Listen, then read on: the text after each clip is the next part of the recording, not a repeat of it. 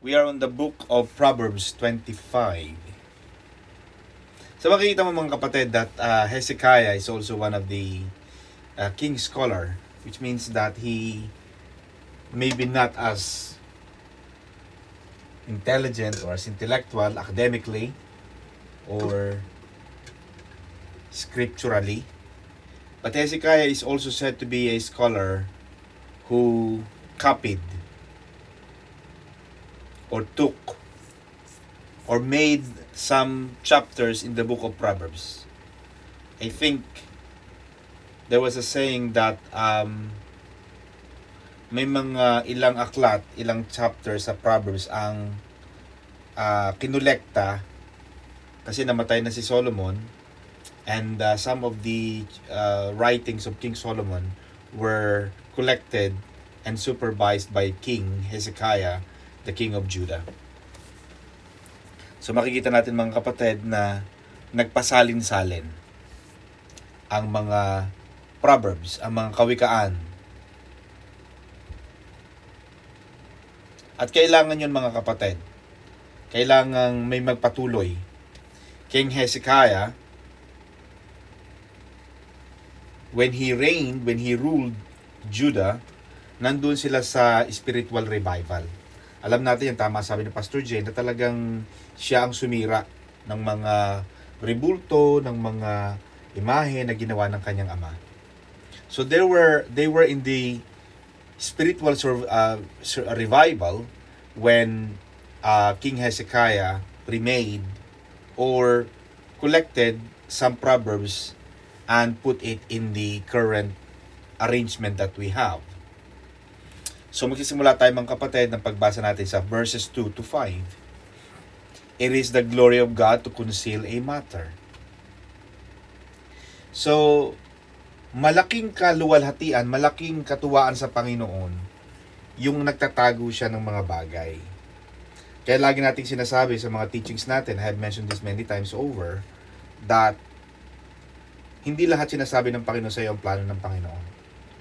God will not disclose to you everything that He is about to do.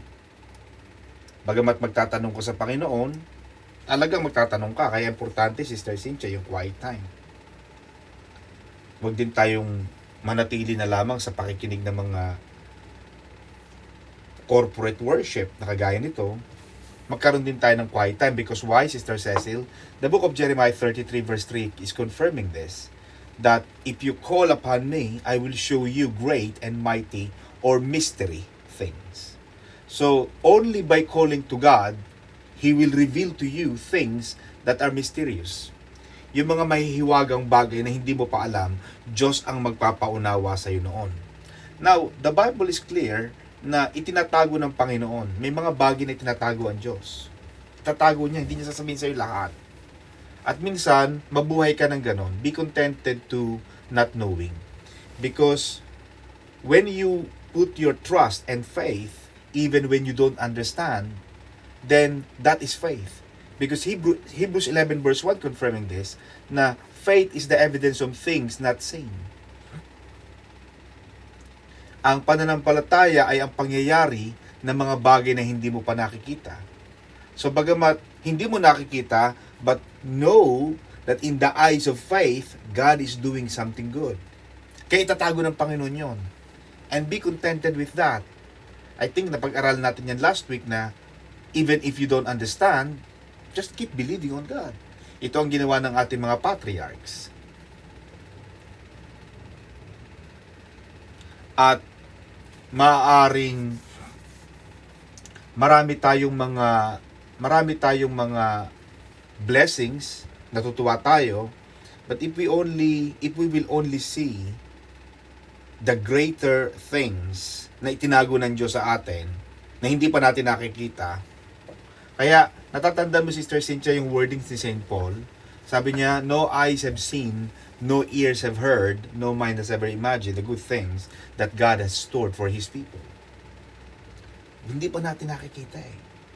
Yung nararamdaman mo, yung visa mo nakuha, Sister Cecil, appetizer pa lang yan. Yung visa mo nakuha, Sister Cynthia, appetizer pa lang yan. Ngayon mo pa lang nararamdaman talaga yung glory. Ngayon mo pa ninanamnam eh. Ngayon mo pa lang talaga nadadaanan yung mas masarap na putahe. Kaya lagi ka mag-expect sa Panginoon ng something better.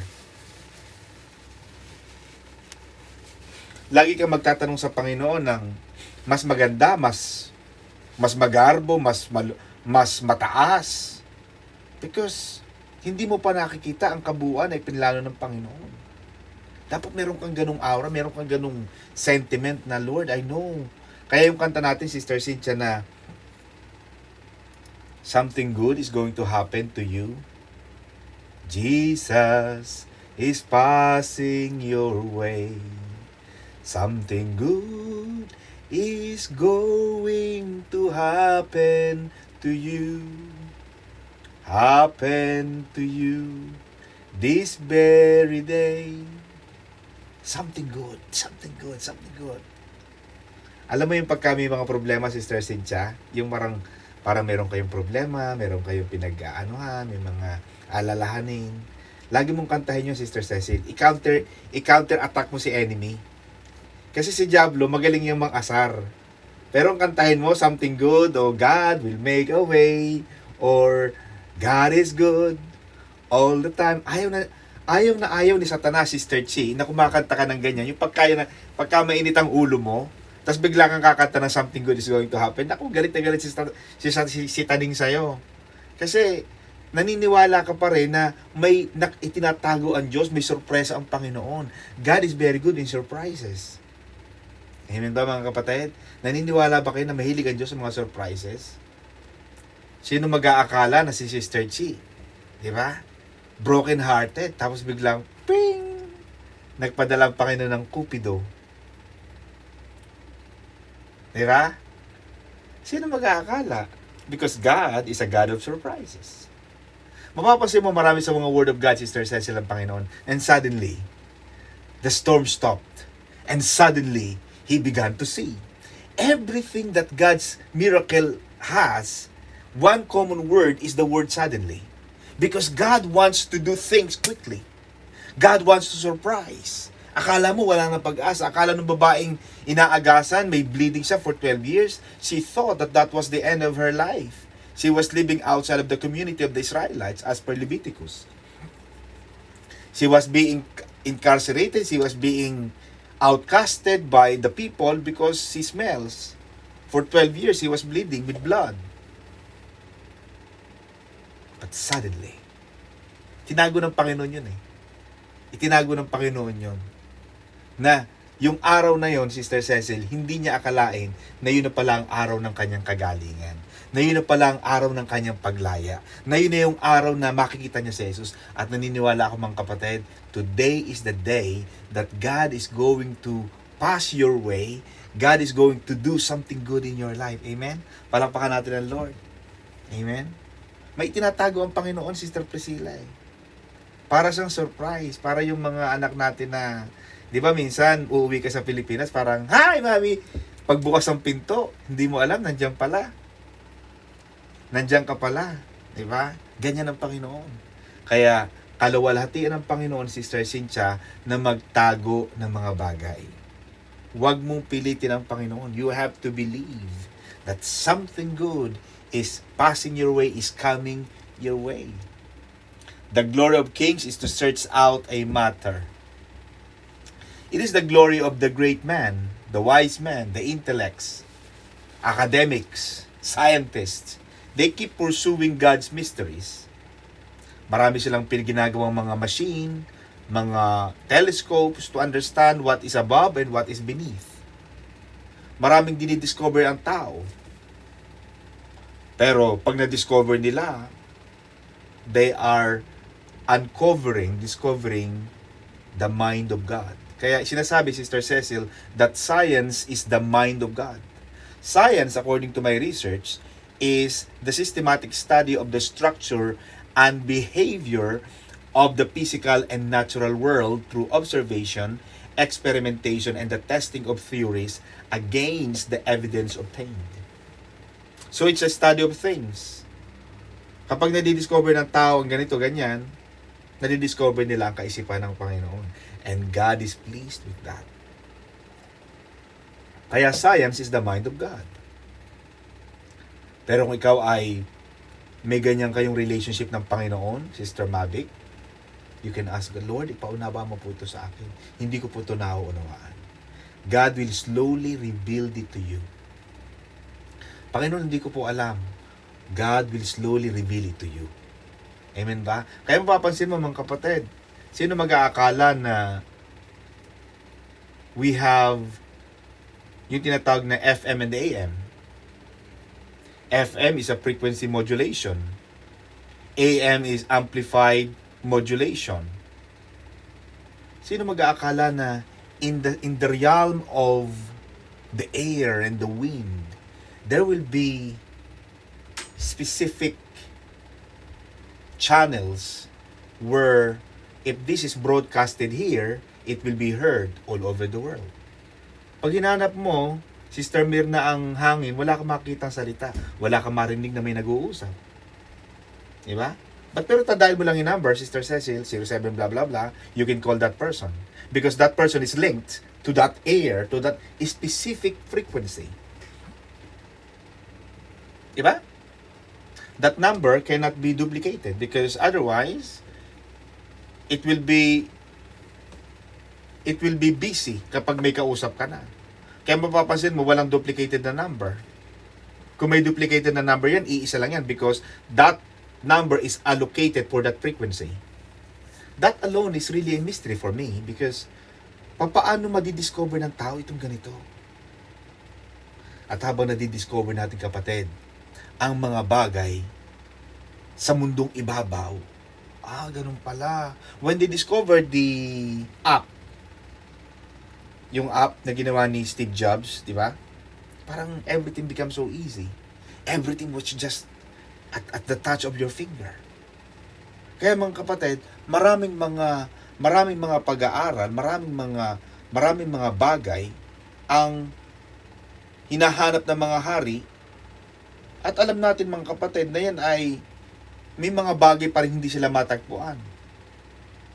Pero ang isa sa mga bagay, Sister Cecil, na pwedeng hanapin ng tao, maaaring yung papaano natin maiintindihan at mauunawaan ang ating sariling damdamin, ang ating puso. Or, minsan mahirap nating arukin ang nararamdaman ng iba, ang puso ng iba. Pero sinasabi ng Panginoon, Sister Cynthia, as per Romans 8:27 and 1 Corinthians chapter 2 verse 10, that God knows the heart. Alam ng Diyos ang ating saloobin. Alam ng Diyos na aarok ng Panginoon ang ating puso. Alam ng Panginoon ang ating damdamin. Amen ba mga kapatid? Bagamat, and then sinabi pa rin dito na the heart of the king or the heart of kings is unsearchable. Maaaring yung mga desisyon ng mga presidente, ng mga matataas na tao, ng hari noong unang panahon, maaaring di natin maunawaan. Sinasabing unsearchable or not known. Dahil siguro na mas mataas ang kanilang karunungan. Dahil siguro mas marami silang intelligence, mas marami silang information that are not available to the public or even to the media. Kaya minsan, mapapansin mo, ang nangyayari sa media, 40% lang or 50% even, but not exactly the whole truth. Akala natin dati si Leila de Lima talagang guilty na. Just to find out na talagang hindi naman pala, napagbintangan lang, allegation lang, nakulong na yung tao ng ilang taon. Hindi ko sinasabing tama sa o mali, I'm just stating the facts. Kaya minsan, ang desisyon ng hari, hindi mo minsan maarok. At maaari, sinasabi rin dito ni Haring Solomon na, you have to take away the wicked man from before the king. Ibig sabihin, minsan na nagpapasama talaga sa mga presidente, o sa mga prime minister, o sa mga hari, noong unang panahon, ay ang kanilang mga cabinet secretary, o yung kanilang mga advisors. And we have to weed them out, mga kapatid, sapagkat kapag nandoon pa sila, hindi makapagdesisyon ng tama ang nasa posisyon. Nasisira ang leadership, nasisira ang trono ng hari dahil mali ang advice na nakukuha. Kaya dapat ang feeding ng information sa nasa sa mga pamahalaan dapat laging accurate. Otherwise, pag mali, ay mali. Mali, babagsak ang trono, babagsak ang kingdom. And then verses 6 to 7 mga kapatid, huwag kang magpauna sa harapan ng hari at huwag kang tumayo sa dako ng mga dakilang tao. Maliban na lang kung dakila ka. Maliban na lang if you are in equal stature of the king and or his cabinets. Pero sinasabi mga kapatid sa English, huwag kang do not exalt yourself in the presence of the king. Even not on the king. Maganda na yung mababa. Maganda na yung wala ng self-exaltation. Mahirap yung magbuka ng sariling bangko. And even in the sight of the Lord, maganda na tayo ay mababa. Kaya lagi natin sinasabi, Panginoon, ibabawo po ako na mababang mababa. Gawin mo po akong tuntungan, Panginoon, ng iyong gloria. Gawin mo po akong, Panginoong, mikropono, tagapagsalita lamang, ngunit ikaw ang aming guest speaker. Lagi mong ibababa ang iyong sarili, especially sa Diyos at kahit sa iba. Minsan sinasabi nga, Sister Cecil, lagi mong ariin na mas magaling ang iba sa iyo. Kahit sasabihin mong parang mas magaling ka, pero para hindi makita ng iba na mayabang ka, mas magaling siya. Mas marami ring alam yan, marami rin yung may bubuga. Kaya pag may mga lumalapit sa akin, mas magaling ka kaya, no? Mas magaling siya kasi marami na rin siya natulungan, marami siyang ganito. Pare-pareho lang kami. Baka iba-iba lang ng advice, iba-iba lang ng case management, iba-iba lang ng case handling, pero we are reading the same book. Baka may naunawaan siyang hindi ko naintindihan. So wag mong ariin kapatid na kahit na ikaw ay magaling, wag kang masyadong magyabang. Ang sabi dito mga kapatid, sapagkat maigi na sabihin sa iyo sumampa ka rito, kaysa ibaba ka sa harapan ng Pangulo na nakita ng iyong mga mata.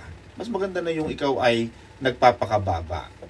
Mula sa harap ng Diyos at sa harap ng mga hari o ng mga matataas na pinuno na imbitahan ka na tumaas ka dito, pumunta ka rito sa taas. Amen ba mga kapatid? Mas maganda na yung pinataas ka kaysa sa ikaw ay pinababa. Sabi ng Panginoon sa St. Luke chapter 14 verse 11, for whoever exalts himself will be humbled, and he who humbles himself will be exalted. So, yung mga tao nagmamatas mga kapatid yan ay ibababa. Kaya maganda na sa tao yung mababa. Ang galing mo naman, glory to God. Ang ganda naman ng bahay mo, glory to God. Sa Panginoon ang papuri. Kung wala ang Diyos sa buhay ko, ang galing naman ng abogado mo, si Atty. Magsino, glory to God, hindi siya. Kasi, ano lang yan instrument lang tayo ng Panginoon. Amen ba mga kapatid? So, ganun palagi. Lagi mo ibibigay sa Diyos ang kaluwalhatian. Huwag mong tatanggalin. Verses 8 to 10. Huwag kang makialam sa walang gunita sa pakikipagbabag. Baka hindi mo malaman kung ano ang gagawin sa wakas na yon pagka ikaw ay hiniya ng iyong kapwa. Yan. Ang sabi rito mga kapatid sa English, do not go hastily to the court. At minsan talaga, tama si Pastor J, minsan kailangan talaga din nga ang korte kasi siyempre ano pang saysay niya kung ba't ginawa pa ng Lord na mayroong court of law kung hindi naman pala kailangan. At hindi ko sinasabing hindi kailangan. Ang sinasabi niya, ni Haring Solomon, pero kailangan hindi ka magmadali. Baka naman kaya pang pag-usapan yan. Amen ba? Kasi kapag nagpunta ka na ng court, baka mamaya iba ang judgment. Baka mamaya hindi pabor, hindi tama. Pwede kang manalo pero pwede ka rin matalo. Pwedeng yung kiniklaim mo na amount baka mas maliit ang makuha mo. Kaya kailangan hindi nagmamadali. Baka pwede munang pag-usapan. Nagmamadali ka sa court, baka talunin ka. Sa court kasi kapatid, winners take all. Loser pays the winner's cost. Pag natalo ka, ibabayaran mo yung cost ng winner pertaining to legal cost and professional fee cost, court fees, etc. etc.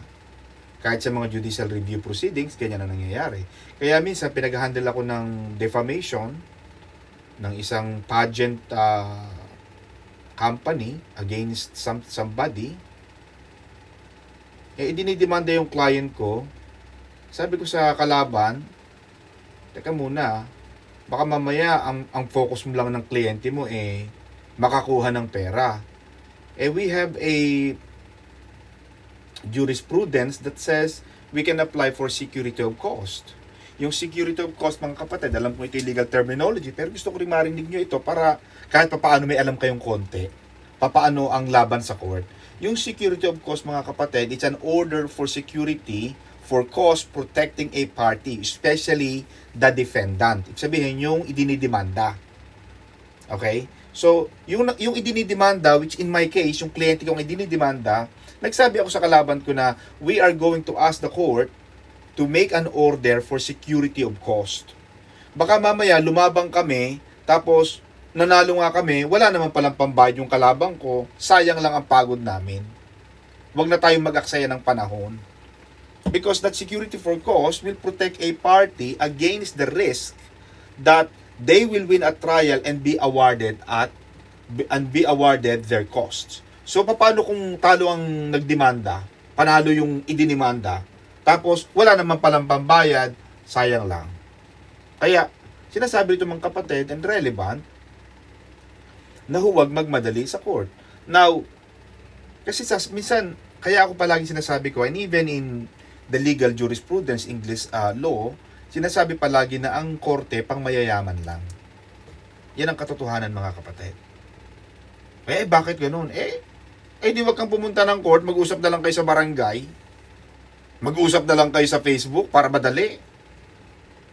Kasi ang korte, pang mayayaman lang, pag may pera. Kung wala kang pera, huwag na ka nang lumabas sa court.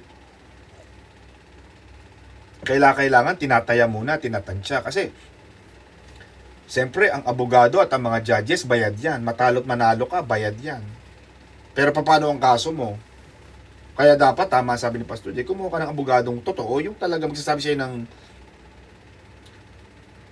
percentage o yung merits ng case. May chance ba ito o wala? Sinabi sa yung wala, maghanap ka pa ng iba pang opinion, second, third opinion. Pag sinabi talagang wala, tumigil ka na. Sabihin wala. Or kahit manalo ka, baka worth ba na isipin mo yan, daladalahin mo yan for many years, months. Worth ba na pukusan mo yan ng enerhiya mo? Baka lalabang ka lang sa court for nothing, tapos nanalo ka nga pero wala ka naman na-collect. For what? Kaya minsan, Sister Cecil, when I was at the bar, lagi may choices pagka pupunta ka ng court. Number 1, respond. Number 2, do nothing. Sagot din yun, yung do nothing. Kasi baka mamaya, lumabang ka, wala ka naman palang laban, kausapin mo na lang yung kabilang partido. Makipag-areglo ka na. Kasi magbabayad ka sa abogado, magbabayad ka sa judges na wala namang chance of winning. Kaya kawawa lang yung mga tao. Kaya ako sinasabi ko sa mga tao, tita, alam mo, wala akong nakikita sa manalo ka rito. Kaya para sa akin, ka na lumaban. Huwag ka na magdemanda kasi baka mamaya wala ka rin lang mapuntahan, sayang lang ang pagod at pera mo. Pero kung alam kong may labang ka, go.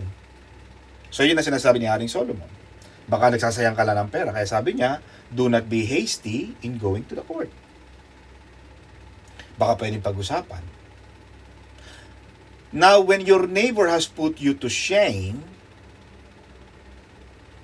baka nga naman lumabang ka lang sa court, tas mamaya natalo ka rin, nakakahiya lang. At some people, they go to court, sandali naman kapatid, may mga gustong pumasok,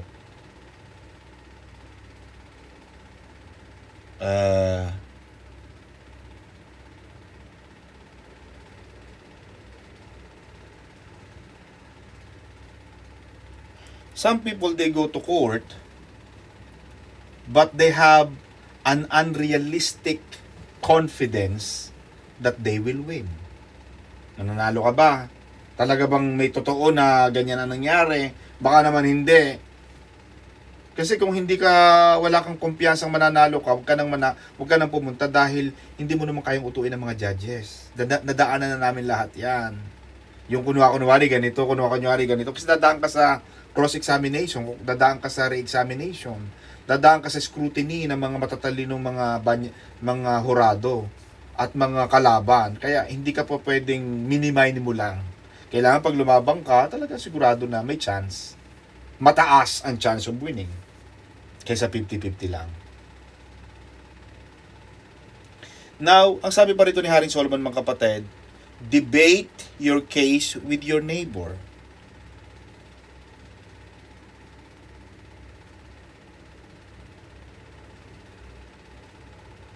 Yun ang sabi rito, mga kapatid. Verse 8 to 10. Ipaglaban mo ang iyong usap sa iyong kapwa at huwag mong ihayag ang lihim ng iba. Kaya kahit kayo, mga kapatid, ay nag-away na, dati kayong friendly, dati kayong friendship, dati kayong BFF, tapos nag-away na kayo. Kahit nag-away na kayo, huwag mo pa rin ibubulgar ang kanyang mga lihim. Hindi license yun na nag-away kayo, ilalabas mo na ang baho niya. Hindi ugali ng Kristiyano yon. Sabi ni Haring Solomon. Because a secret should be a secret regardless of what happened to the friendship or relationship. Hindi mo kailangang i-expose ang lahat mong narinig. Bakit? Do not disclose the secret to another. Baka yung nakarinig, baka ikaw pa ang ituro na nagsabi at ipahiya ka, makasira ng iyong reputasyon. Kaya lagi kong sinasabi yan sa mga kliyente ko, ay attorney, ako po ang nagbayad ng kanyang visa. Kahit na, pero hindi ka ang kliyente ko eh. Under our professional ethics, we have a code of conduct that says we have to carry out and protect our client's confidentiality. Hindi pwede. Kahit sa asawa ko, hindi ko sinasabi. Yung sister-in-law ko nga, nagalit sa akin dyan eh. Kasi nga, sabi niya, may kilala ko si Don. Bakit hindi niya sinabi? Sabi ko, hindi ko kailangan sabihin kasi meron akong confidentiality. Aalagaan ko yon. Kaya minsan, kahit mga mag-asawa, hahanapin ko palagi, sino bang kliyente ko? Yung babae o lalaki? Pag babae yung client ko o babae, whoever that is, pag tumawag sa akin yung isa, kabila, o yung kaibigan, magulang, sorry po tita, hayayaman po, pero hindi po ako pwede magsalita kasi hindi po kayong client ko. Unless I am given permission to disclose information. Ganon din tayo, mga kapatid. Do not disclose the secret to another.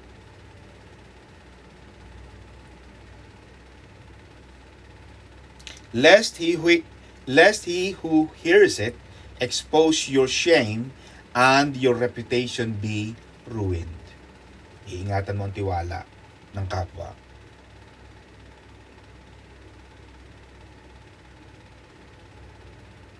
Kasi minsan, yung pagpunta pa ng court, yung debate na yan, mga kapatid, ay lalo ka lang mapahiya sa court. Kasi nung unang panahon, marahil, ay dinadala itong mga ganitong defamation sa court. Magdidebate kayo, i-expose mo ang sekreto niya. Tapos, in-expose din niya ang secret mo. Napahiya ka lang. Akala mo meron kang bala, pero mas malaki pala ang bala ng kabila. Kaya, wag na. Wag mo nang tapakan yung department na yon, baka hindi mo kayang lusutan. Kaya mahirap din, mga kapatid, ang buhay ng mga marites. Kung ikaw ay si Sister Marites, hindi ikaw yan ha. Sister Marites, please tayo. Tama na. Kung ano lang narinig, yun lang. Walang dagdag, walang kulang. Huwag mo nang hayaan maging bida ka sa usapan dahil hindi naman ito Christy per minute or Buboy Abunda. Okay, mga kapatid? 25:11, Proverbs 25:11 to 12. Salitang sinalita sa kaukulan ay gaya ng mga mansanang ginto sa mga bilaong pilak. Yan. Salitang sinalita sa kaukulan. Ibig sabihin, A word filthy spoken is like apples of gold. Fitly, or a word fitly. Yung salitang tama. Yung talagang nararapat. Swak. Tama sa panahon, tama sa sitwasyon, tama sa circumstances. Kasi yung salita ng mga kapatid, may kapangyarihang magpagaling, magpalakas, mag-guide, at magligtas. Baka yung kapatid natin o yung kausap mo na magpapakamatay na, iinom na ng Domestos. Kinain na niya, nilabanan niya na si Henry. Kinastigo niya na si Scotch Brite. Diba? Pero nakarinig ng salita sa'yo, alam mo, marami pa nagmamahal sa'yo. Huwag kang magpapakamatay dahil may asawa ka pa, may mga anak ka pa na nakatingala, naghihintay sa'yo sa Pilipinas. Baka init lang ng ulo yan. Baka gutom lang yan. Kumain ka muna. Kagaya nangyari kay Elijah. Gusto niya nang mamatay. Kahit ang mga propeta, gusto nang pakamatay. Pero sabi ng Diyos, Sister Cecil, kumain ka, uminom, matulog. Kaya kapag lagi may kliyente ko, ay, attorney ko, ba't lagi yung advice mo sa akin, matulog, kumain, mag-toothbrush? Kasi kailangan yon. Kasi nawawalan ka na ng pag-asa, matulog ka muna, baka mamaya, nabibigla ka lang.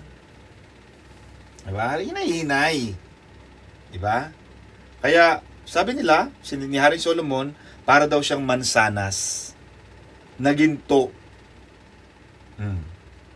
Made of gold, set on a beautiful silver platter.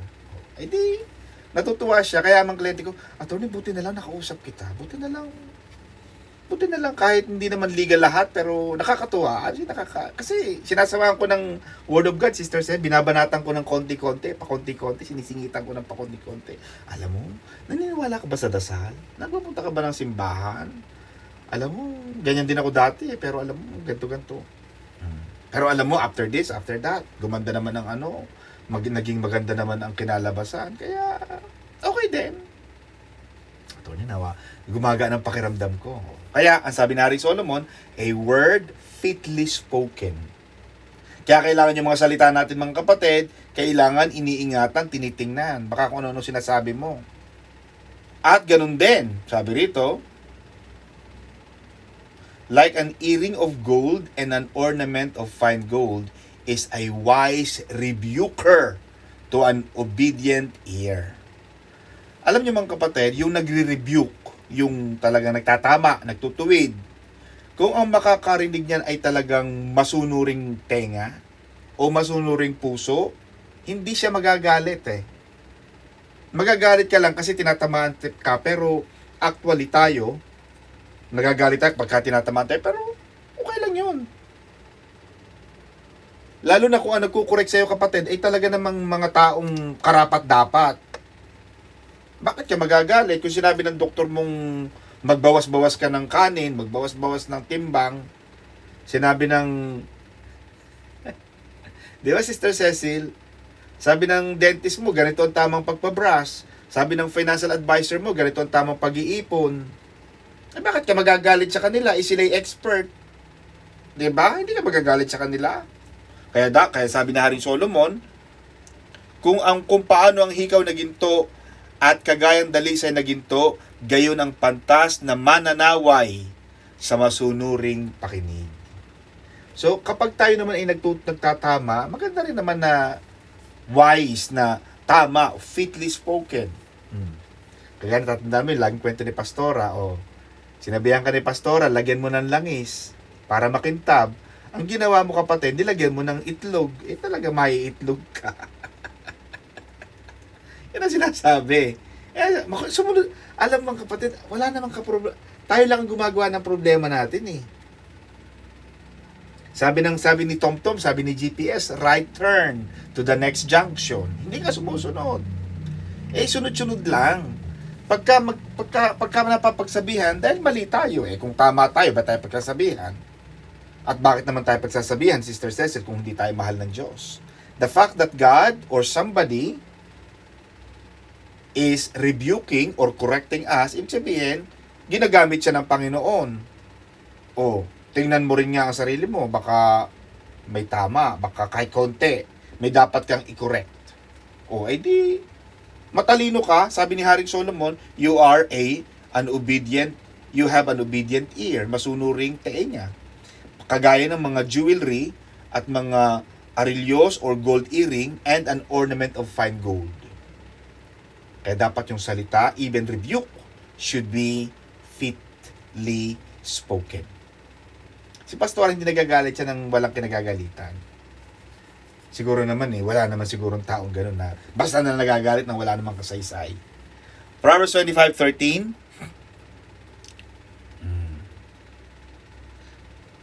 Like the cold of snow in time of harvest is a faithful messenger to those who send him, for he refreshes the soul of his masters.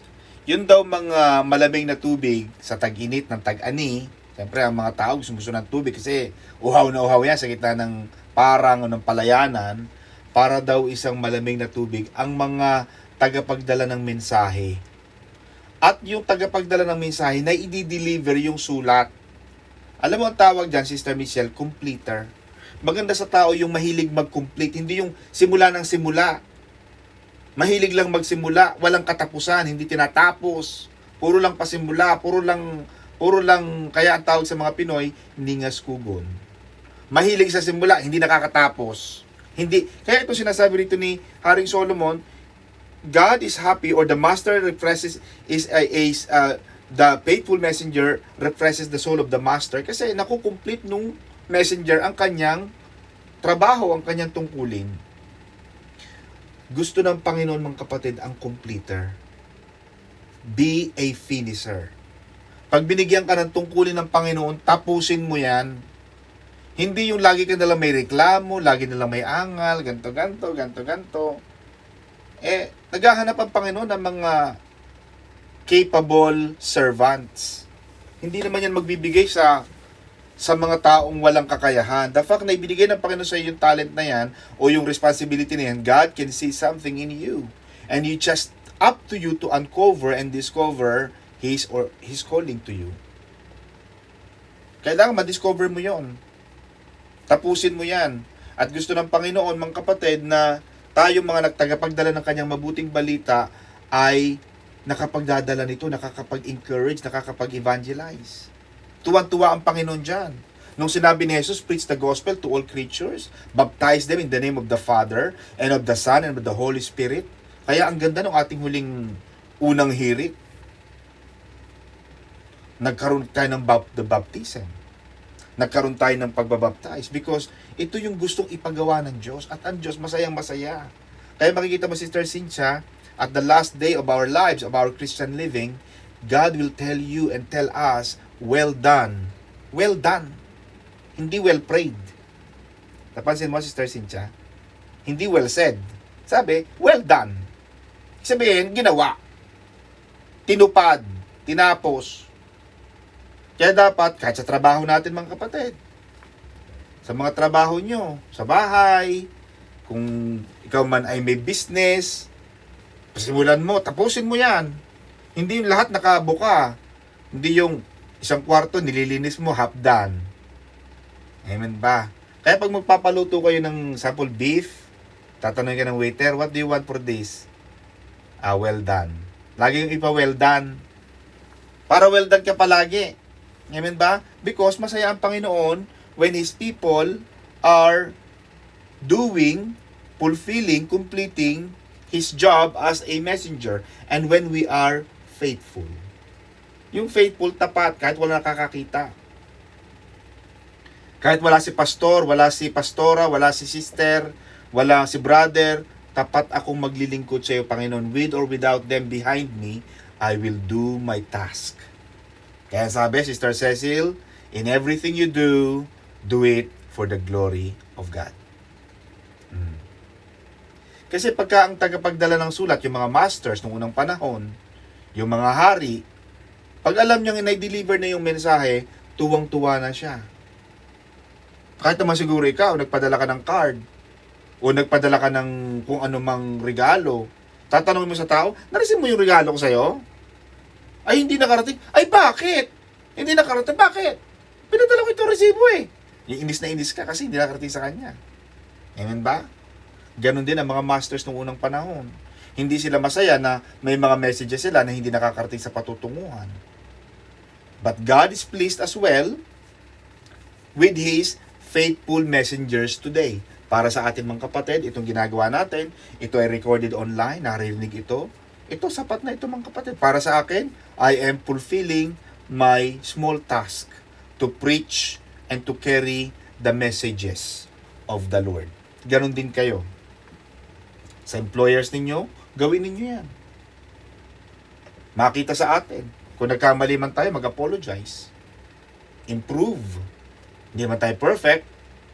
Babagsak talaga tayo from time to time, but don't dwell upon there. Huwag kang mag-stay dyan sa pagkakamali. Kung nagkamali ka, nagsumablay ka, bangon lang. Bawi. Amen ba mga kapatid? 25:14, kung paano whoever falsely boasts of giving is like clouds and wind without rain. May mga tao nga naman, nakakaunti ang ibinigay, pero gusto silang malaman na marami silang binigay. May mga tao namang walang ibinigay, pero gusto nilang malaman ng mga tao may ibinigay sila kahit wala. Parang si Ananias at saka si Sapphira. Amen ba? Because they want the reputation of generosity without actually being generous. Kung talagang palabigay ka, alam mo may mga kapatid ako mga kapatid, hindi ko nasabihin siya yung pangalan. Meron tayong mga kapatid na pag may mga umaalis yan, nagpapaiwan, nagbibigay siya ng pera. Nagsiseed faith siya. Sa lahat ng umaalis sa church. Hindi yung umaalis sa church natin na hindi na babalik, ha? Yung mga bumabalik, Sister Cynthia, yung mga uuwi lang ng Pilipinas. Yan. Bakit? Pero patago niyang ginagawa yan. At, sabi ng Panginoon, Sister Cynthia, whatever your hand does, the left or the right, should not be known to the other hand. Patagong ginagawa. Pero pag ang Diyos ang nagbalik, pag ang Diyos ang nagpala, public. Whatever you do in private, God will bless you in public. Pagpapalay ka ng Panginoon. Sabi ng Panginoon, Sister Cecil, God will promote you so that the whole world will know that the God that you serve is a good God. Ikaw ay itatanghal ng Panginoon upang makita ng lahat ng bansa sa lupa na ikaw ay isang bayang pinagpala. Ikaw ay pinagpalang anak ng Diyos. Kaya, yung mga ginagawang pagtatanim, hindi na dapat nakapo sa Facebook. Hindi na dapat nakalathala na ako ganito. Bagamat, minsan din, may mga pagkakataon din na I personally agree na kailangan na nakalathala because most of the time mga kapatid, yung mga tao ngayon, pag wala kang, hindi ka nakikita sa media, akala nila wala kang ginagawa. And sometimes, as a politician, in our modern age, minsan kailangan mo ring ipaalam na may ginawa ka. Not because you wanted to be arrogant, but for information purposes only. Yun nga sinasabi ko sa inyo mga kapatid eh. Akala ko yung si Pinoy walang ginagawa. Kasi walang masyadong hindi siya nationally televised. Alam mo nung namatay sa Sister Cynthia, doon ko siya na-appreciate. Sabi niya, ay grabe. Alam mo yung mga sekretary niya sa in-interview, ay sir, ang agang pumasok niya si sir. Si Pinoy, ang agang pumasok. Tapos late na yung umuwi. Tapos ang dami niyang nagawang batas. Ang dami niyang naipasang batas, ang dami niyang ganito. And let's not talk about the dilaw or pink o kung ano mang kulay yan. Hindi na natin pinag-uusapan yun. I'm just talking about mga kapatid yung reputation, yung mga nagawa. Mga kapatid. Maganda yung talagang kung ikaw ay palabigay ka. Huwag mo nang ilathala, hindi na kailangan. And secondly mga kapatid, huwag nang ipaalam ang ating mga ginagawa. Bagamat paminsan-minsan kailangan din. Ako, agree ako dyan. 25:15.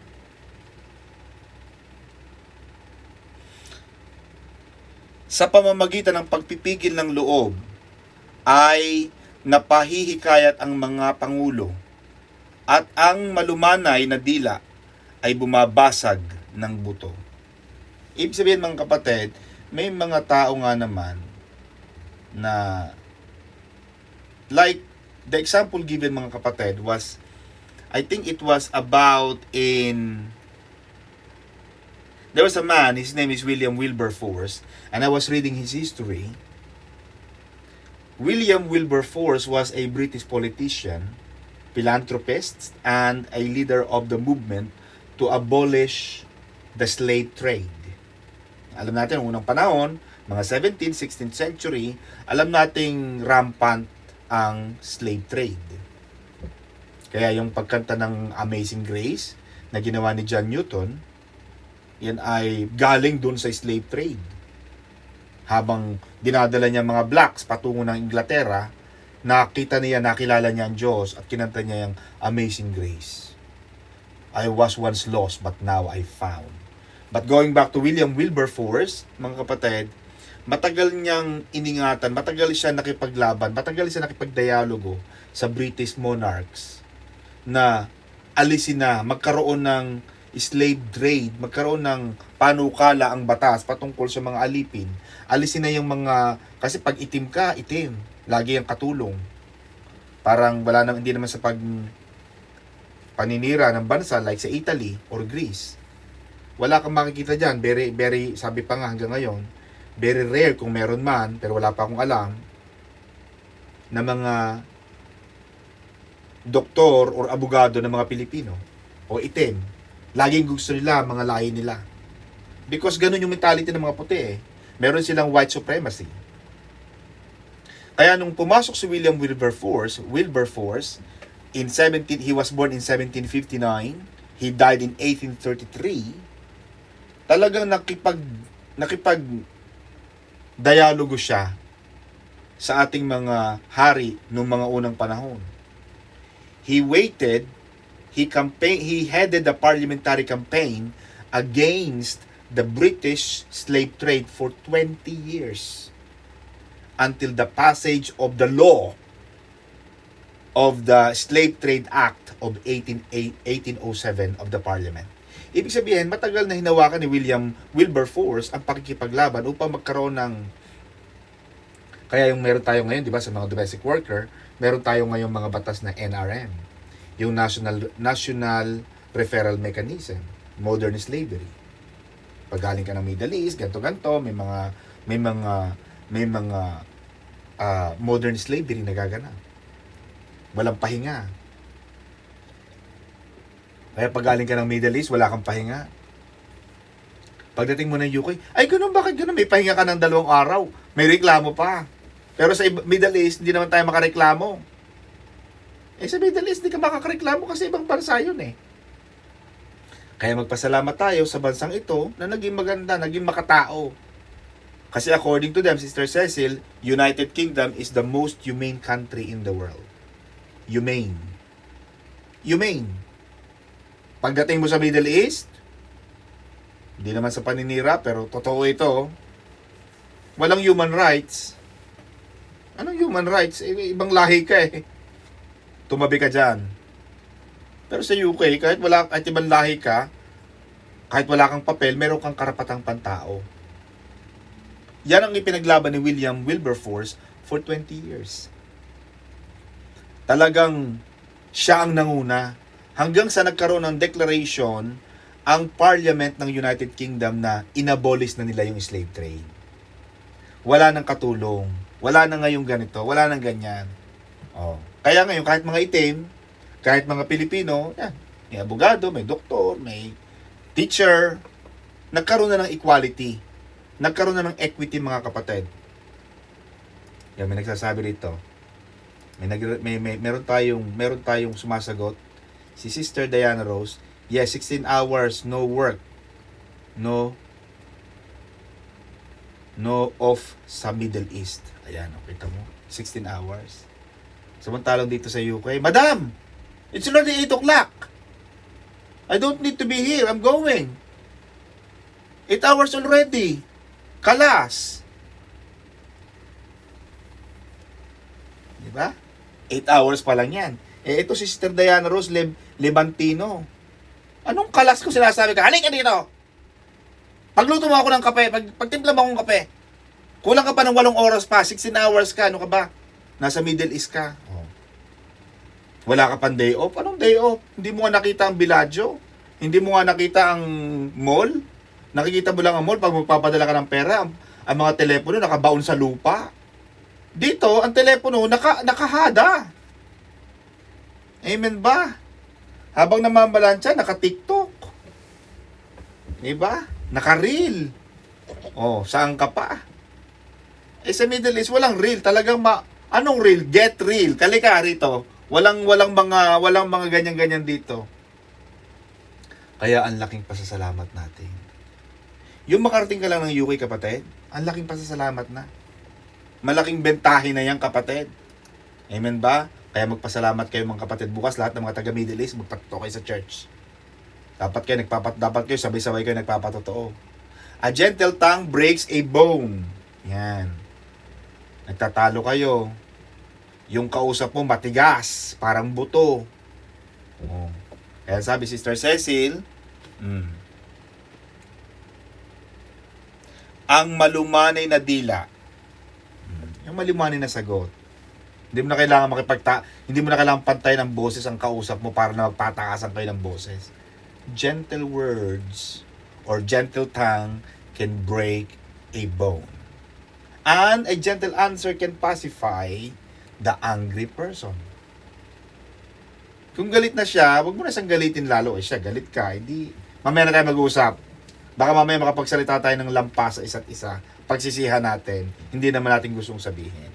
Kaya maganda mga kapatid na yung ating pagsagot tama din at maganda. Gentle. Amen ba? Hindi yung kailangan mo ipakita kung ganito ka. Ikaw yung malaking sweldo. Ikaw yung nagpapadala sa pamilya. Ikaw lagi dapat ang tama.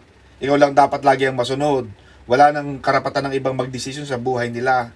Dahil ikaw lagi ang nagpapadala. Hindi ganun. Bigyan mo rin sila ng chance. Amen ba mga kapatid? Proverbs 25:16.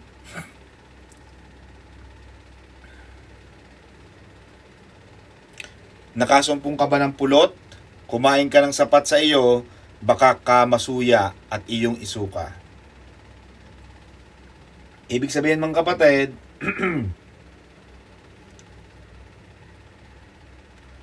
only eat or you should only eat as much as you need.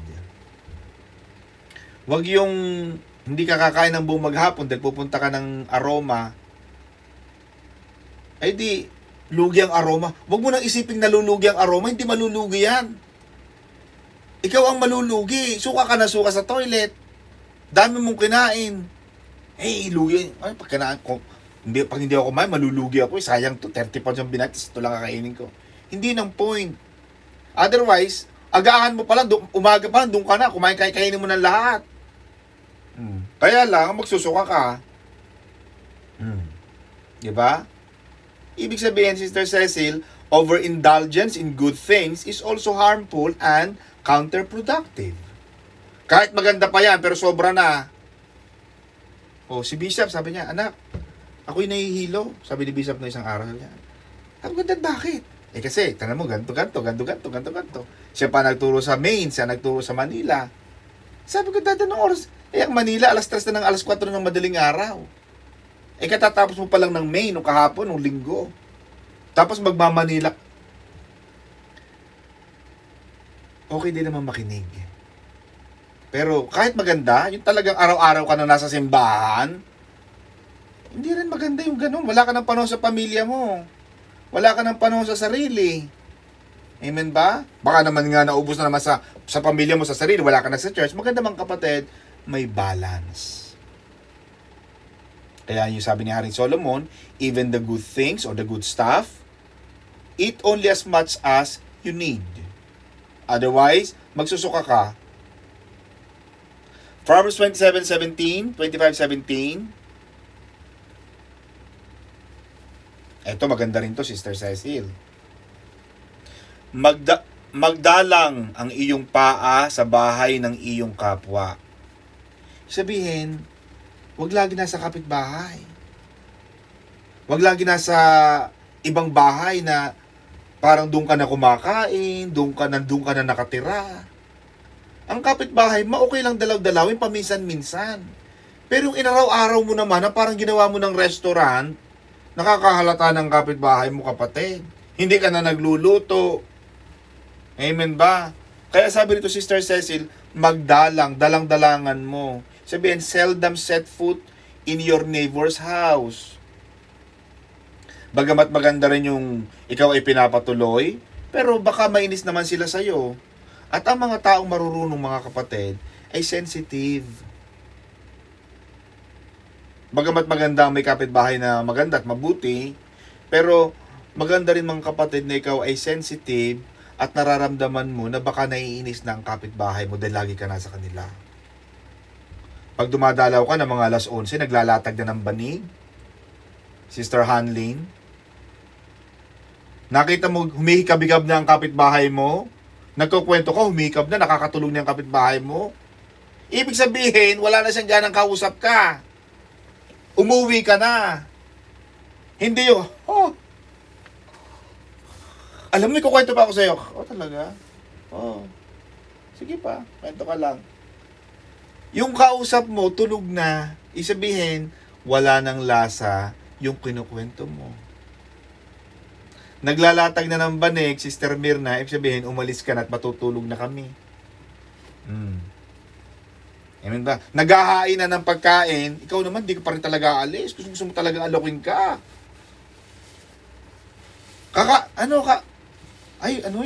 Tapos mamaya sasabihin mo, busog ka. Tapos biglang tatayo ka, kakain ka naman pala.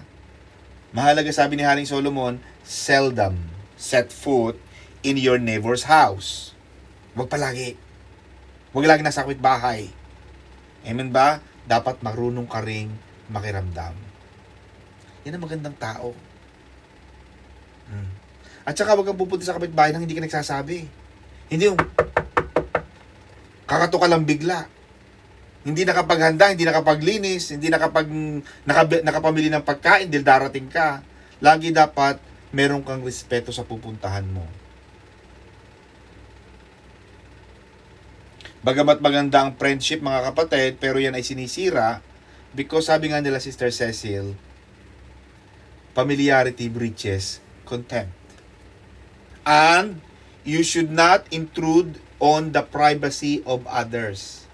Baka yung iba gusto rin nila na meron silang privacy.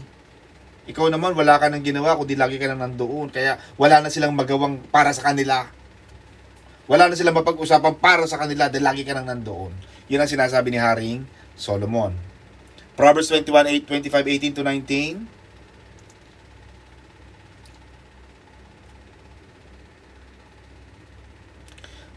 Pagtiwala sa di tapat na tao sa panahon ng kabagabagan ay gaya ng baling ngipin at nang nabali ang paa. Kasi na, mga kapatid, at sa Tagalog medyo nag-aano na tayo.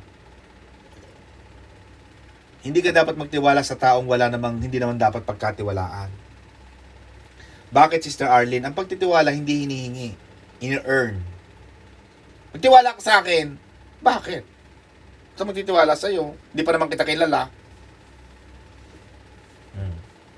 Yung boyfriend mo, kasasagot mo pala ng boyfriend mo, tapos sasabihin mo may forever. Paano naging forever? Kasasagot mo lang kanina. Walang forever. Madali mo sabihin may forever, mamaya broken hearted ka na. Kasi wala nang forever. Kaya sabi ni Haring Solomon, huwag kang magtitiwala sa mga taong walang hindi dapat pagkatiwalaan. Kaya yan daw ay parang isang masakit na ngipin at nabaling paa. Bakit? Parang parang persistent yung pain. Bakit nga? Sabi ko na nga ba masasaktan lang ako Dapat talaga hindi na ako nagtiwala sa tao na yun. Dapat hindi ko na lang sa minahal. Sabi ko na nga ba Kasi pag ang ngipin lagi isang sumasakit, di ba parang lagi mo nararamdaman? Ikaw pa man din, pag nagmahal, ang tagal mawala. Kaya parang, pag kinakanta yung, kung maiba, balik ko lang. Hindi mo na maibabalik. Malayo nang narating nung isa. Kaya, sinasabi, mga kapatid, na Yung pagtitiwala, iniingatan, hindi basta-basta binibigay. Amen ba? Yung oo mo dapat talagang masusi mo, ikinandado yan. Bago mo ibigay yung matamis mong oo, ay dapat talagang dumaan sa matagal na pagsusuri, talagang napatunayan na talagang totoo siya. Amen ba? Huwag kang susugal. Lalo na kung hindi mo pa kilala. Yan mga kapatid. 25-20.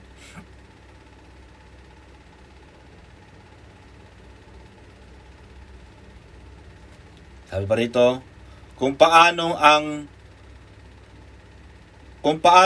nang aagaw ng kasuotan sa panahong taginaw at kung paano ang suka sa sosa, gayon siyang umaawit ng mga awit sa mabigat na puso.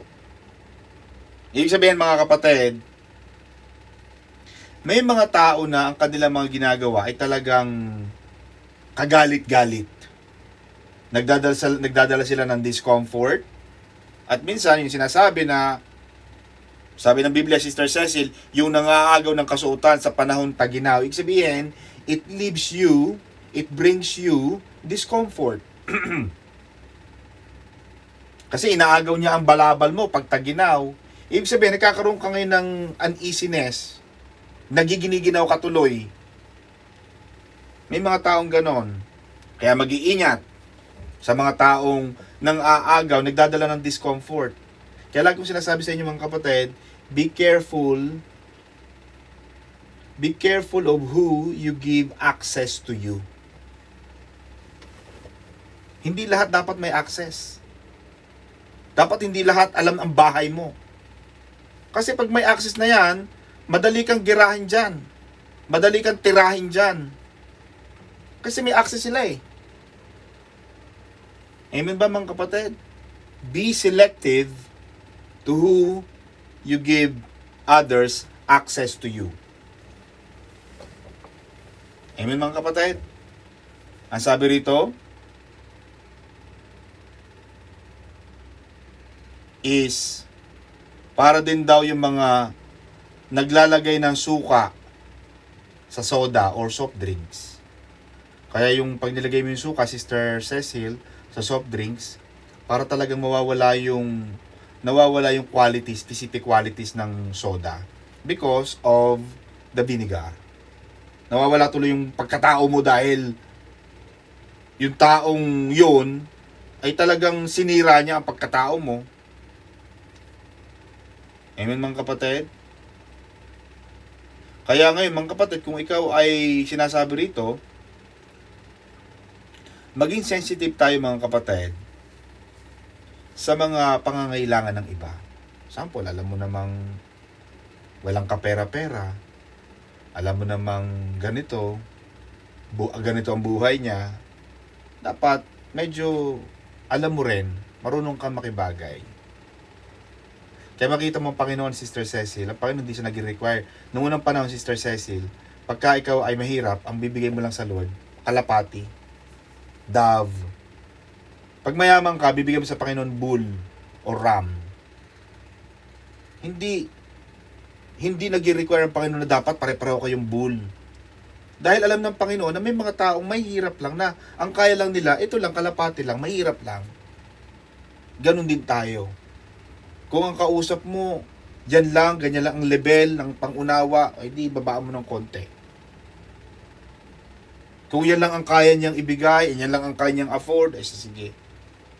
Kaya sinasabi rito mga kapatid, ay kailangan tayo ay sensitive na baka tayo ay makapagdala ng discomfort o baka kainisan na tayo. Di ba sinasabi ko sa inyo, lagi kong nasasabi yan, mag-holiday ka, abay magdala ka ng pagkain mo. Hindi yung pabigat ka sa daratingan mo. Hindi yung kailangan mag-holiday lahat para itur ka sa buong lugar. Dumating ka, naturalmente, meron kang kakayahang mag-tour. Wag mo silang pinsalain para lang samahan ka. Kung samahan ka nila dahil available sila at nagkataon, okay lang. Pero kung hindi naman, At sila ay talagang pupersahin mo lang na, kaya ako kahit pag nagpunta ako ng Amerika, ayaw ko yung, ay kuya, sabi mo sa akin kung kailan ka darating, ano. I don't want to.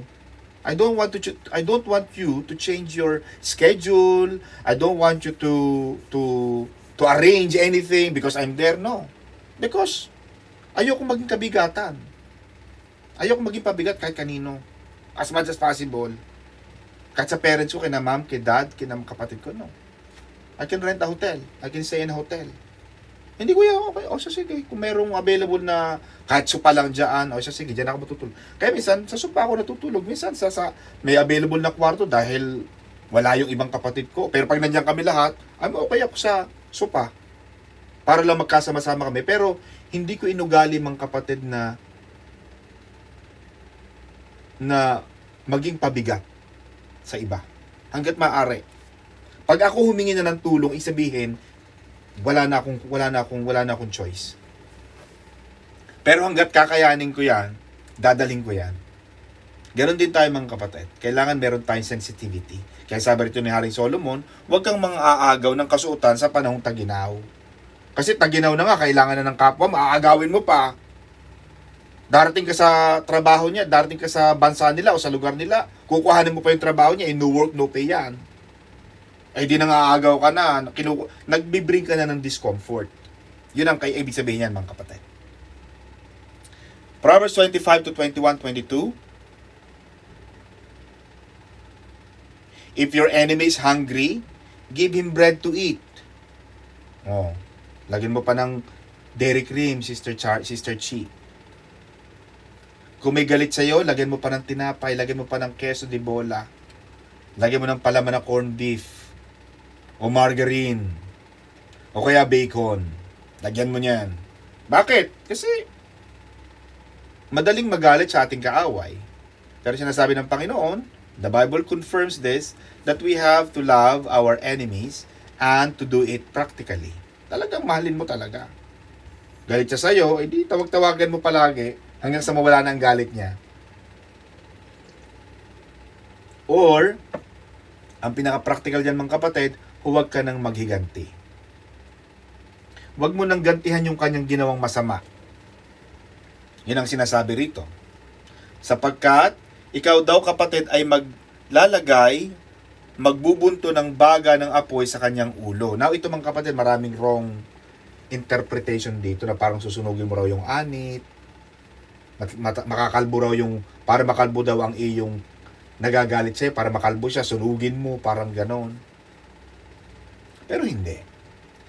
Pwede mong sunugin ang kanyang nagagalit na puso and can destroy them by making them our friend. And in the process, Sister Alice, you can be able to bring them to Jesus, to the feet of the Lord who will reward you. Pwede mong mabago pa siya eh. Kung talagang willing siya. Ngayon ba mga kapatid, yun ang ibig sabihin ng sinabi ni Haring Solomon.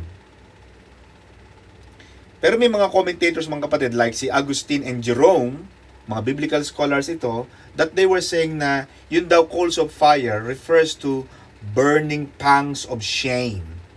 Which means a man will feel when good is returned for evil.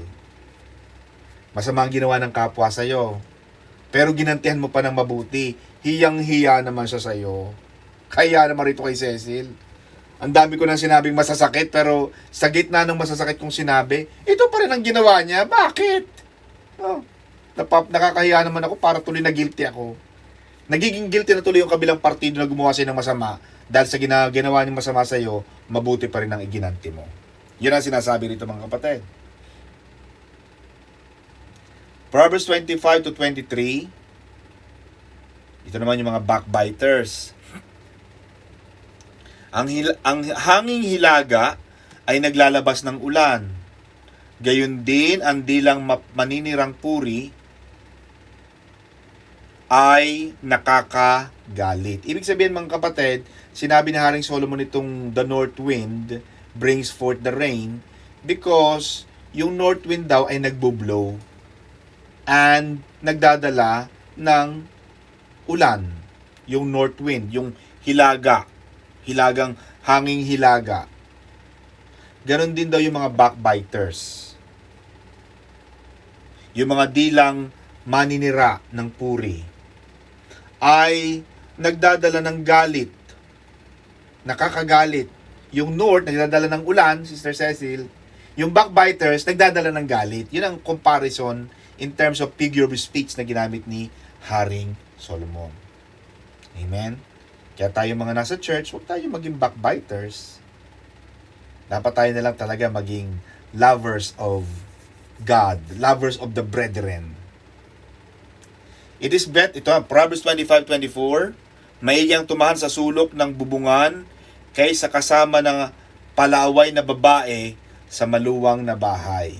Yan. Noong unang panahon kasi, Sister Hanling Joy, yung bubong ng mga bahay ng mga nasa Israel, patag, para sa terrace, para sa veranda na pwedeng tulugan.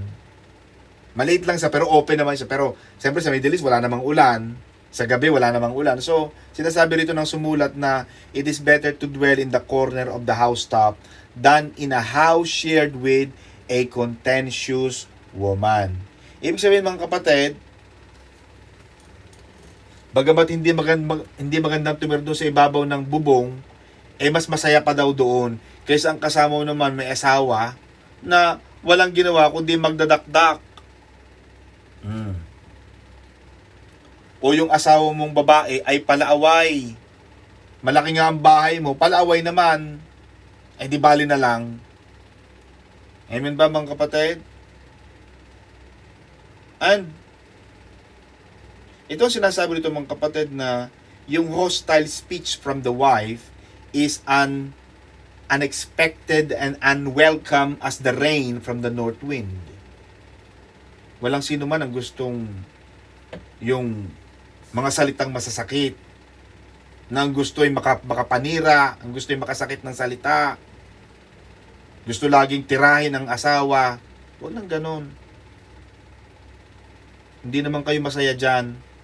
Gamitin natin ang ating bibig sa pagpupuri sa kapwa, pagpupuri sa Panginoon rather than titirahin sa salita para lang sirain mo lang o tirahin mo yung asawa para masayang-masaya ka doon na nakapagbitaw ka ng mga masasakit na salita sa iyong asawa.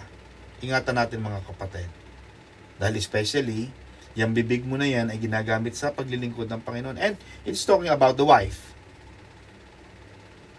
At kaya itong mga Christian woman, as one of the hermeneutics ng ating mga binabasa ngayon mga kapatid, hindi natin dapat ipinagwawalang bahala itong mga ganitong mga aralin. Be sure mga kapatid na hindi kayo ito. Na kaya yung mga asawa hindi na umuwi ng bahay kasi lagi yung inaaway. Magkaroon ng fun, magkaroon ng fellowship, magkaroon ng loving sa pamilya. Kayo mga babae, mga kapatid, dapat ganon. At ang tinutukoy mga kapatid kasi dito, mga babae pa eh. So, hindi maaaring lalaki rin, pero babae kasi usually ang sinasabi dito, kaya babae ang topic. Kaya yung mga kapatid na huwag ang mga kababaihan mga kapatid ay laging in constant conflict. Iwasan ang gulo, iwasan ang away. Hindi laging masasakit na salita na parang feeling nila sila lagi ang nanalo. Yan ba ang dahilan ba ang Kristiyano mga kapatid? Ganyan ba ang itinuturo natin? Magsasalita tayo sa unahan, magsasalita tayo ng mga word of God, pero the words that come out in our mouth is not godly. Nakakasakit. Huwag ganyan mga kapatid. Tayo mga kapatid, mga anak ng Diyos, kailangan tayong mamuhay accordingly. Yes, we fail, but we have to accept. We have to accept that we make mistakes. Hindi yung parang we are the rule in our own world. Amen mga kapatid. Sa mga kababaihan, love and respect your husband. Respect your husband because they are the head of the family. Ang mga husband naman, love your wife. Proverbs 25:25.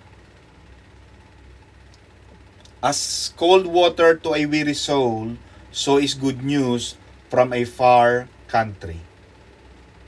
Yun nga namang malamig na tubig sa isang taong napapagal ay talagang magandang regalo. Ganoon din mga kapatid ang balita sa iba't ibang mga bansa, kahit malayo pa yan, pag nakabalita ka ng magandang balita, tuwa-tuwa ka. Ganoon din tayo mga kapatid, Sister Cynthia. Kailangan din tayong maghayag ng magandang balita. Magandang balita ng ano, Sister Cecil? Magandang balita galing kay Jesus. Mahal ka ni Jesus. Tinubos ka ni Jesus. Jesus is passing your way. Something good is going to happen to you today. Amen mga kapatid? Alam mo, Sister Cecil, parang nihina ako. Naku kapatid, wag. Something good. Expect something great. Expect something better will come upon you. Sister Cecil, parang nawawalan ako ng pag-asa, parang mawawalan yata ako ng trabaho. Hindi.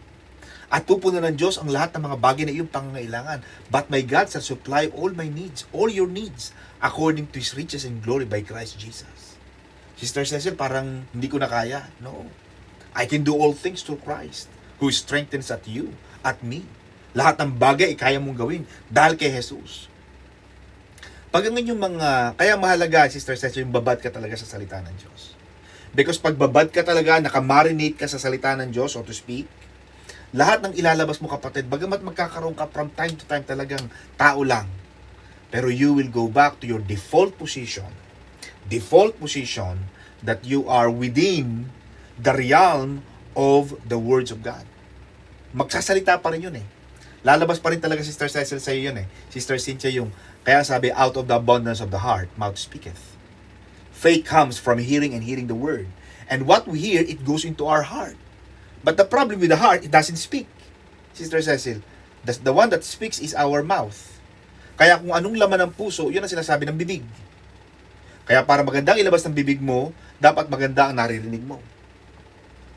Kung ang naririnig mo ay puro na lang Facebook, puro na lang balita sa kapitbahay, puro na lang nangyayari sa gulo ng kapitbahay, wala kang makukuha diyan, kapatid. Wala kang makukuha maganda. Amen mga kapatid? Kaya, ganyan ang gagawin natin mga kapatid. Kaya sabi ni Haring Solomon, a good news from a far country is like a cold water to a weary soul. Ganun pa rin yun. Kung may mga nanghihina, bigyan mo ng masarap na salita ng Panginoon. Tama sa panahon. Tama sa timpla. Amen ba? Oh. Ganon. Kaya ako, Sister Cecil, pagka ako'y may kliyente, okay, Madam, what is your name? What is your email address? What's your telephone number? Gagawin ko muna siya ng profile. Ano pong problema natin? Jesus, sabihin mo na. Aalamin ko muna siya. Siguro mga 10 minutes siya nagsasalita. Sige lang po, magsalita lang po kayo. Salita lang po. Nagtatype ako habang ganyan. Sige. Okay lang po. Attorney, ganitong problema ko. Ganito. Okay, tapos na po kayo. Saka ko na ngayon, na-analyze ko na ngayon nasasabihin ko. Papasok ako ngayon. Ito po sabi sa akin. Ito po sabi. Alam nyo tita, ang kulang lang po sa inyo ganito. Hindi porke born again ka kapatid. Sa lahat na makausap mo, lahat ay salita ng Diyos na kagad ang banat. Kaya minsan natakbo ang ibon, Sister Cecil, sa mga born again. Kasi nakita mo pala sa kalsada, oy kapatid, mag-attend ka sa amin, ako. What? Assess muna. Kailangan merong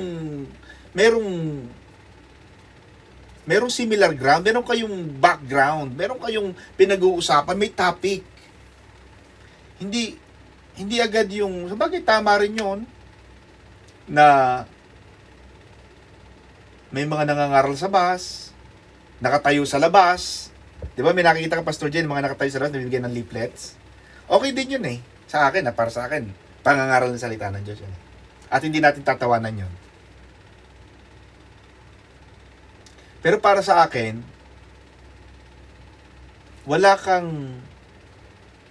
walang interaction eh. Bibigyan mo lang siya ng tareta. Ito, tareta, basahin mo yan. Diba? E then gawin mo na lang, Sister Cecil, mag house to house na lang tayo. Maglagay na lang tayo ng mga leaflet sa mga door. Di ba? Pwede yun eh. Kasi hindi naman ang gagawin mo eh. Nakatayo ka lang din sa labas. I might as well, in my own personal profession, sasabihin ko sa kanya, alam mo tita, ang dami mong problema. Daming problema, kapatid. Sa trabaho ko talagang kitang-kita ko yung dami ng mga problema ng tao. Hindi lang civil matters, criminal matters pa. Kasi I also specialize now in other areas of law. Pero alam mo, hindi ko alam ang sagot dito eh. Pero alam mo, pwede rin dito magdasal ka. Diba? Huwag mo agad gamitin yung Sister Erlinda yung talagang manalangin ka, magpabautismo ka sa pangalan ni Jesus. Huwag mo agad ka naman, matatakot sila eh. Amen ba? Huwag mo agad sila sabihin ng mga born again terminologies. Amen ba? Kailangan tama sa panahon, tama sa oras, tama ang mga salita. Amen?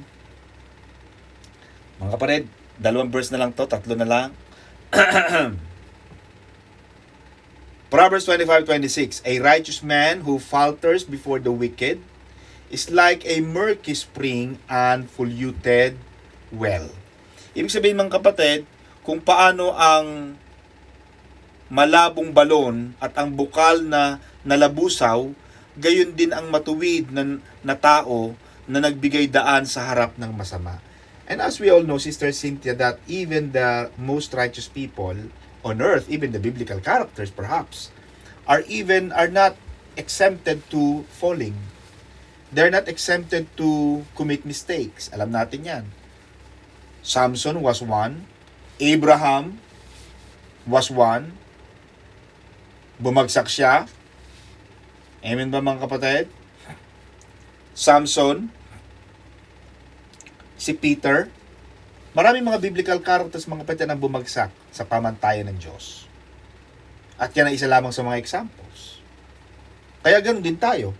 Kung ito nga mga biblical giants of faith, Sister Cecil, are not exempted to commit errors, they are susceptible to make mistakes. Tayo pa kaya mga normal na tao? Pero ang sinasabi rito mga kapatid, gayon din daw ang gayon din ang matuwid na tao. Magkakaroon ng malabong balon at ang bukal na nalabusaw. Ibig sabihin mga kapatid, kapag ang isang matuwid na tao ay bumagsak, I'm talking about bagsak na in any aspect of life, nagkakaroon ng masamang imahe. Kaya dapat tayo mga kapatid bilang Kristiyano, as much as possible, sabi nga ni Apostol Pablo, hanggat maaari, mamuhay kayo ng simple. Mamuhay kayo ng may pagmamahal sa kapwa. Dapat tayo mga kapatid ay maging salamin ng mabuting buhay. As much as possible. Hanggat pwede, hanggat kaya, hanggat nararapat. Hindi ko man sinasabi magpaapi kayo. Yung normal, yung matutuwa ang Diyos. Yung mga anak mo, ipagmamalaki ka. Alam mo yung mami ko ganito eh. Alam mo yung daddy ko sobrang nagsikap. Yung daddy ko. Kaya minsan nababalitaan mo nga sa Facebook, Sister Cecil, di ba? Yung mga magulang na anak ng security guard, valedictorian, summa cum laude, magna cum laude sa Ateneo. Anak ni ganito, top notchers sa bar sa ganun. Itong ganito mahirap lang pero those are the worldly examples. Pero ang sinusulat ni Haring Solomon dito mga kapatid, yung mga taong mga bumagsak na nawala doon sa pamantayan ng Diyos or naging mahina dahil ni-reject nila ang Panginoon, yan mga kapatid daw ay parang isang malabong balon. Kaya ibig sabihin mga kapatid, tayo bilang Kristiyano, as much as possible, iingatan natin ang ating dangal. Iingatan natin ang ating reputasyon. Hanggat maaari. Bagamat, obviously, mga tao talagang galit sa'yo, bashers, And you have to understand that everybody has the right to speak. There's a freedom of speech. And fair comments. Unless the comments fall below the belt, that's the time pwede mong gamitin ng court. Pero kung yung mga fair comment lang naman na ganito, ganyan, karapatan sila nun. Huwag kang mainis. Normal. Kasi kahit nga itong mga taong malalaki na mga ginagalang natin sa Biblia, bumagsak sila, tayo pa kaya? In fact, Solomon also failed. At the last moment of his life, apparently, we were told by the history, bagamat hindi natin alam lahat ang nangyari up to the end of his life, mahirap namang maghusga, kasi wala naman tayo doon. Pero, even him, many biblical scholars believe that he dropped the ball at the end of his life. He built the most magnificent temple ever made by human. The wisest, the richest man ever lived. But at the end of his life, he failed. He dropped the ball. Keep your eyes on the ball. Keep your eyes on being good. Keep your eyes on being holy. Manatili. Bagamat sinisiraan, bagamat minsan nanghihina, pero balik ulit tayo mga kapatid. Nadadapa, bangon uli. Nadadapa, bangon uli. Nadadapa, basa uli ng Bible. Nagkakamali, balik uli. Hingi ng tawad, balik uli sa Lord. Huwag yung nadapa ka na, dire-diretso na. Amen ba mga kapatid? Hayaan mong maging guide ka kapatid ng magandang buhay ng iba. Makita nila sa iyo na, ay, ito ang totoong Kristiyano. Kita ko sa kanya talagang grabe. Kita ko talaga sa taong to ang pagiging mabuting tao. Talagang anak ng Diyos. Ganun yun mga kapatid. Be a guide of others on how to live a godly life. Dalawang verse na lang, Sister Cynthia, promise. Yan. It is not good to eat much honey. Hindi mabuting kumain ng maraming pulot. Gayon ang paghanap ng tao ng kanilang sariling kaluwalhatian at hindi kaluwalhatian. Ibig sabihin mga kapatid, yung kailangan nating i-practice yung self-control. Self-control sa lahat ng bagay. Amen ba mga kapatid? Kasi anong sabi sister, next pa yon actually. Kailangan i-practice natin ng self-control. Alam mo kung bakit, Sister Cynthia, na kailangan nating i-practice yung self-control? Maganda yung glory eh. Maganda yung talaga ang pangako ng Panginoon sa atin. Pero, yung blessing, yung katanyagan, yung fame, yung papuri ng tao, na kinuha mo na lang, hindi mo binalik sa Diyos, masama yun. Hindi mo pwedeng kuhanin ang papuri na para sa Diyos.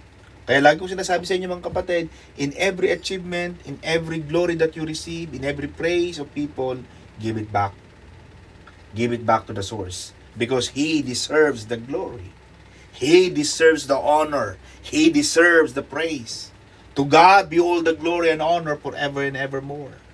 Ibabalik mo sa Panginoon mga kapatid ang papuri. Hindi natin pwedeng kuhanin yon. Hindi pwedeng ikalaki ng ulo mo yon. Na magaling ka, ikaw ang pinakamabuti, ikaw ang pinakabanal, lumilipat ka na sa church, hindi ka na lumalapat sa lupa. Lahat na ng Bible verse sa ulado mo, from Genesis to Revelation. Ikaw na lahat, ikaw na. Uwian na, Sister Cynthia. Diba? Last verse, mga kapatid, Promise 28.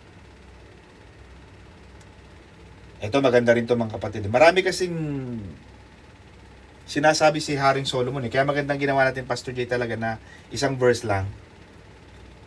Para kasi kung nagdala-dalawa ito mga kapatid, masyadong mahaba. Kaya nahihirapan ako sa Maynila, tatlo-tatlong verse, Sister Cynthia. Ano gagawin mo doon sa tatlong chapters? Ang dami. O, hindi kikuha ka na lang ng patingi-tingi ka na lang. Sa halip na buong baboy ang kinain natin, buong lechon, kinilo-kilo mo na lang. Kaya minsan, hindi talaga toro. Itong ginagawa natin, toro. Pastor Jay, nakakailang taon na tayo nagbabasa ng Bible? Parang 2 years na yata, no? Ilang taon na tayo, Sister Cecil? Sino nakakaalam? Kailan pa tayo nagsimula nito? Pastor Jay, nakamute ka? 4 years. 4 years. Natapos natin ang New Testament and now we are in the Old Testament sa mga bago pong sama sa atin dito mga kapatid. 4 na taon na to, Sister Presi. 4 na taon na, walang tigil to, walang COVID to mga kapatid. Pastor Jay, hindi tayo tumigil ng COVID. May COVID pero meron pa rin tayong Zoom. Di ba? Kaya mga kapatid, ang dami nating natutunan. Pag hindi pa talaga tayo lumakas dito mga kapatid, ay sobra na. Amen mga kapatid, kaya sobrang pasalamat natin sa Panginoon dahil tayo ay may ganitong kalayaang mangaral ng salita ng Diyos. Alam mo, Sister Cecil,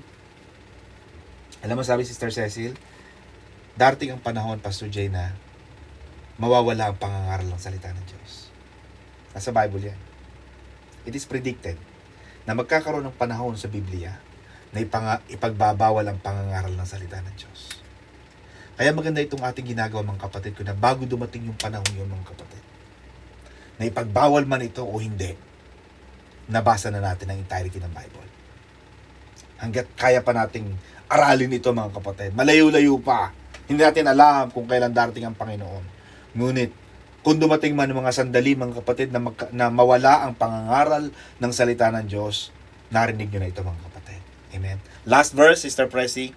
Siyang hindi pumipigil sa ng kanyang sariling diwa ay parang bayang nabagsak at walang kuta. Ibig sabihin mga kapatid, may mga tao na walang kontrol. At sinasabi rito na kung wala kang kontrol, ikaw ay magiging parang bayan na nabagsak at walang kuta. Ibig sabihin, babagsak ka. Anything, if you lose control, if you lose self-control, everything will fall. If you lose self-control, everything will fall. Nawalan ka ng control sa manobela, Sister Cecil. Ano mangyayari sa kotse mo? Bangga ka, di ba? Wala kang control sa pagkain. Ano mangyayari sa atin, mga kapatid? Nawalan ka ng control sa paggastos. Ano mangyayari sa buhay natin? Nawalan ka ng control sa mata mo. Lagi na nakita ng mata mo yung mga sale. Lagi na lang sale. Parang nakasulat sa mata mo, lagi may sale. May dollar sign, mayroong pound sign. Wala kang control sa pagsasalita. Amen ba? Wala kang control sa lahat ng bagay. Wala kang control sa appetite. Wala kang control sa kung ano pa mang control na yan. Ang sabi rin mga kapatid, if you lose control, if you lose self-control, everything will fall. Kaya maganda sa tao, may pagpipigil. Laging pinipigilan. Gustong-gusto mo bitawan, gustong-gusto mo mang banatan tong taong to, sabihan mo siya ng masasakit na salita, retract. Matulog muna. Wag mo muna sabihin, baka makasakit ka ng diwa ng kapwa. Dahil pag nakasakit ka na kapatid, mahirap mong bawiin. Kahit mag-sorry ka pa. Napansin mo yung masakit na salita? Kahit mag-sorry ka pa, nasabi mo na, nakasakit ka na eh. Kaya hanggat maaari, bilang anak ng Diyos, iingatan mo ang mga salita mong binibitawan kapatid. Amen? Palakpakan natin ng Lord. Pastor Jay and Sister Cynthia, back to you.